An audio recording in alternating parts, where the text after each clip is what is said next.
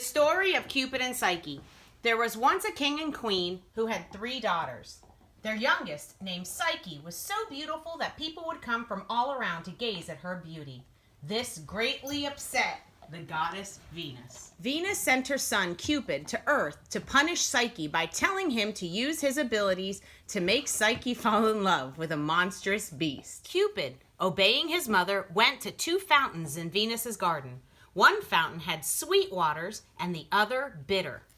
He filled 2 vessels and hugged them from the top of his quivers. Cupid became invisible and went to see Psyche, who was sleeping, to carry out his mother's orders, and he put some of the bitter waters on her lips.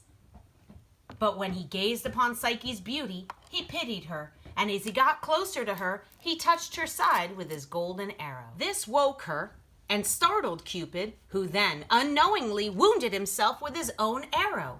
He then poured the sweet waters over her hair and flew off. Psyche was very lonely, due to being so beautiful that no man could summon the courage to approach her and offer his love. Her parents feared she would never be married, so they went to see the oracle of Apollo for guidance. The oracle told them to take her to the top of the mountain to meet her husband, who is no mortal, but is a monster who neither gods nor man can resist. Parents obeyed Apollo and took her to the top of the mountain and left her there alone. Once on the mountain, Zephyr, the west wind, raised her from the earth and brought her back down in a beautiful field. In the distance, she saw a magnificent palace. She entered the palace and saw beautiful objects and art all around her. A voice spoke and told her to go to the bedroom, take a nap, have a bath, and a meal will be ready when you are. As she did as she was told, and when she sat to eat, delicious food and wine filled the table, and beautiful music filled the air. She then met her husband, but only in the darkness. He left her before the sunrise. While they were together, he spoke of his love for her. She asked him to stay with her and to let her see his face, but he disagreed. He said, "Why should you wish to behold me? Do you doubt my love?" She agreed, but then confessed that she missed her family very much, and her husband agreed to let her sisters come see. When her sisters arrived, they were happy to be reunited. But once Psyche told her sisters about her new husband, the sisters became envious of her wealth and happiness. They convinced Psyche that her husband was really a beast, as Apollo had said. They told her to see for herself with a lamp, and once she seized the beast, to slit his throat with a knife. Psyche agreed, and when her husband fell asleep, she gazed upon him. Instead of a beast, she saw a man with beautiful white wings. As she gazed, the lamp oils dripped on him and startled him. He went to leave, but turned and told her that his only punishment for her was to leave her forever. Love cannot dwell with suspicion. Suddenly, Psyche noticed the palace disappeared, so she returned home to her family. Her sisters were secretly happy to hear the news because they wanted to marry her husband for his riches. They decided to rush to Zephyr and be taken again to the palace.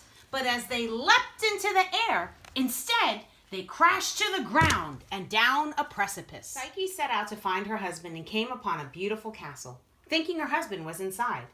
She entered and encountered Ceres, who told Psyche that she should go back to Venus and beg for her forgiveness. Venus, still angry, decided to test Psyche with trial. The first trial was to separate the grains in her storehouse before the evening came. The job was tedious and immense, so Cupid secretly decided to help Psyche by making the ants of the storehouse assist in the work. Venus was upset that Cupid helped her, so she sent Psyche on a second task.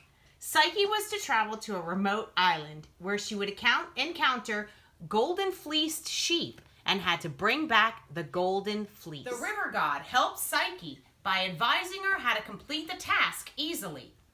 And when Psyche returned with the golden fleece, Venus was once again angry that she was helped. Venus sent her on one last trial. The trial was to take Psyche to the underworld with an empty box to meet Proserpine. Proserpine was to put a bit of her beauty into the box, and Psyche was told to bring the box back to Venus. Psyche knew that to get to the underworld, she would have to kill herself, but just as she was going to leap to her death, Cupid intervened and helped her get to the underworld safely. He warned Psyche to not open the box once Proserpine fills it, and Psyche agreed. Psyche's curiosity got the best of her, and she decided to take a peek into the box.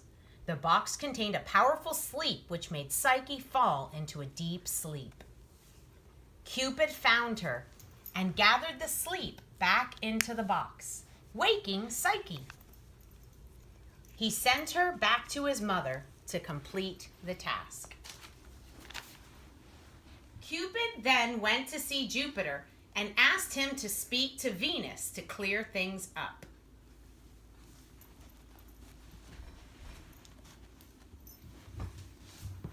Hello. Jupiter then sent Mercury to bring back Psyche to the heavenly assembly, where she was given a cup of ambrosia, which made her immortal. Now that Psyche was immortal, she was able to be united with Cupid forever. And they lived happily ever after.